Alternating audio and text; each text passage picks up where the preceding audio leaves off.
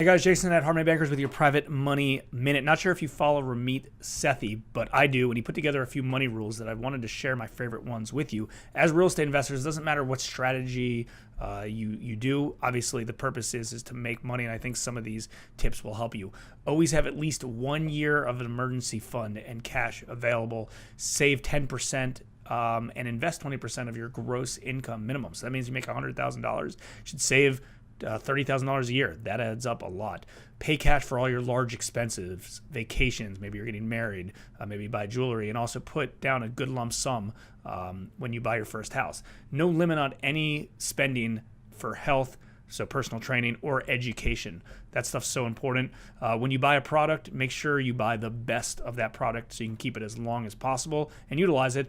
And number 6, which I like the most, earn enough to work with only people you respect and like. I think it's a good list. Let me know if you have anything to add.